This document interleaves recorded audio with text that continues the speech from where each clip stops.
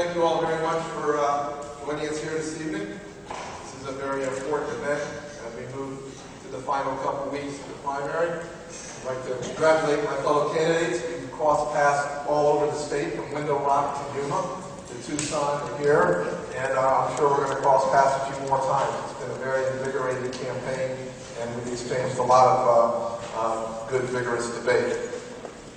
Why should you vote for me in this primary coming up? I mean, that's really the only question that's before you that is of great importance. And the reason you should vote for me is I'm the only one that can beat John McCain. I'll cut right to the chase.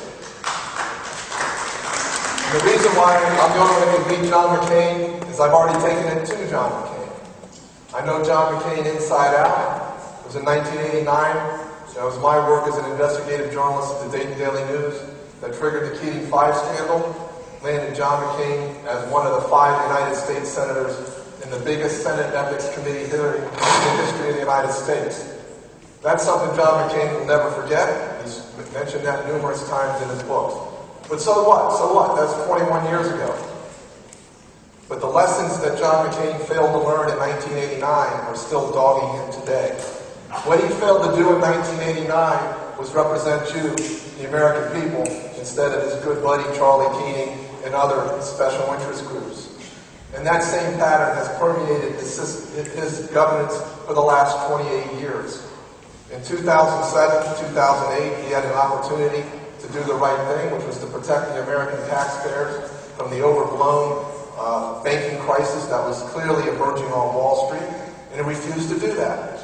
He refused to do that, despite a tremendous amount of evidence to the contrary. And the reason why he refused to do that was 4 or 5 of his largest contributors were Wall Street banks. Wall Street banks. That's why he stood aside to allow the financial catastrophe to unfold. Now, John McCain was just one person I focused on over the last 25 years as a journalist. I've also was at the bleeding edge of the coverage on Governor Fife Symington. And I think you all remember Fife as a Republican governor that was totally corrupt. And it was my work at the New Times that laid out the scandal years before he was finally indicted, convicted, and forced to resign in September of 1997. I also played a leading role in the coverage of Joe Arpaio years ago, before anybody thought that Joe Arpaio could possibly be a bad guy. It was my work back in '99 that showed he would use his office to entrap a young man for a publicity stunt. It was my work in 2004 that shows he had financial holdings hidden in real estate in Fountain Hills. It was my work after that that showed, even before that, the extensive human rights abuses that go on in the Maricopa County Jail. These are important issues because I have a long history of serving you, the public, and your interest. As a journalist, I always work in the public interest. I'm not aligned with any special interest. All I am aligned at is finding corruption, representing you as best I can in the United States Senate. As a senator, I will be very, very aggressive. This isn't going to be some sort of operation where you wait for the lobbyists to hand you the bill and then you pick up your check after dinner. That's how it's been going on for too long. If you want to elect a politician, I'm not the guy. If you want to elect a citizen who's hard-boiled, who knows where the bodies lie, who's willing to fight, who's willing to present the information to you, I am the guy. If you want somebody who will know how to come up with solutions, who will use his position at the United States Senate to bring in the smartest people in the world to find and forge solutions that we need, I'm your guy. If you want somebody who's going to lead Arizona into the future, the 21st century, as a leader in renewable energy technology, the leader in consumption, distribution, manufacturing, I am the person who will do that. To me, the most fundamental thing that this country is facing is an economic crisis. And the economic crisis is deep and entrenched. We can't do Band-Aids, we can't do short-term fixes. We have to do a long, permanent restructuring. And the fundamental way to do that is going to be moving this nation into 100% renewable energy-based economy. We have the technology with us right now to do that. What we lack is the political will. I have the will and I have the determination to help move this nation forward. And I ask you for your vote between now and August 24th. If you have any questions, you can go to my website. This is johndougherty2010.com. You can email me, and I'm sure you're going to fire some great questions out here tonight. I congratulate each and every one of you for being here, because you are part of what makes America great, the citizen involvement. And again, I'm a citizen who is standing here before you. This is what we need to do to push this country forward. And one more point. I want Democrats to quit cowering in the corner and acting like we're going to get the living daylights beat out of us in November.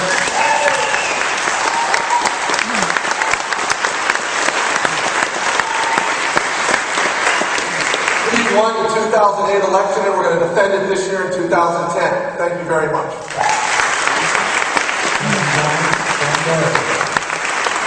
Next up is Cathy Eden. Well, should I get her something? Cathy Eden.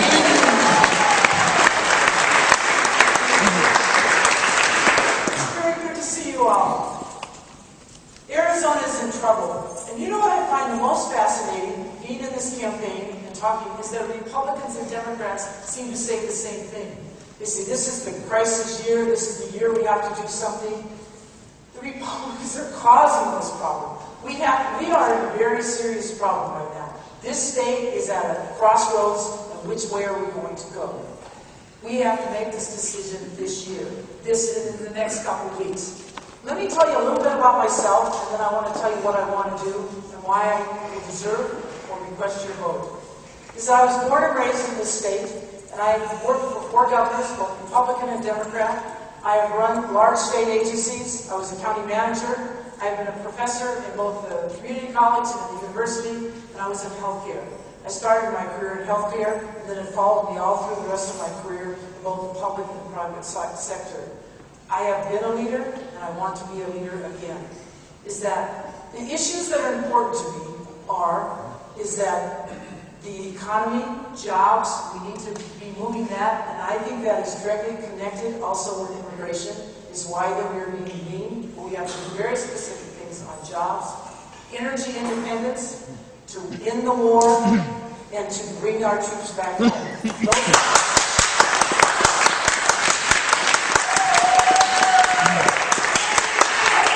Those are very important to me. We have to decide, on jobs, let me tell you a little bit about this. I think we need to have an incentive. We need to get the economy moving again. We need to have, for people that need to be hired, that have been unemployed. We need to, and when you talk about jobs, let me talk about this particular job, is that if we had oil sitting under us, we would be talking about how we put people to work to get that oil out, right? Well, we have sunshine sitting in this state 360 days of the year. We need to become the leader in solar energy and to be the leader in the United States to make sure that we're energy independent. If we're not, if we don't do it and we don't do it quickly, Houston, Texas is going to be using our desert to get that energy, and it's going to be their jobs, their technology, their people doing it. It's obvious to me that is happening already in Houston, to tell you the truth. And so if Arizona doesn't come forward and say, we want to be the leader. And we have had the scientists at the U of A and ASU doing marvelous work getting this ready. And it is not near the water that you had used before, the Science Foundation. So there's no reason why why Arizona should be the leader, and then we can become energy independent and not want to be in the Middle East ever again. So, the things I want, so I hope you'll see, is that I have my roots in this state. Born and raised. My father was on the Corporation Commission in 1944. So I know what it means to be part of this state, and I have seen this state work. I have seen when Republicans and Democrats can work together, and that I've seen a congressional delegation that knows when you send them to Washington that the most important thing they need to do is to take care of us, is to have Arizona's back, not leave us so that our legislature thinks they need to handle immigration reform and does not leave us vulnerable, and understands what it means that you don't use words like earmarks and say that we don't know the difference between what the scientist needs, what our infrastructure needs, and what a bridge to nowhere.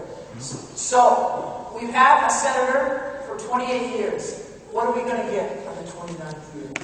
No difference. So you get to decide tonight which of the 4 of us can go up against either John McCain or J.B. Hayward, we don't know for sure, is that which one of us can go and take them on.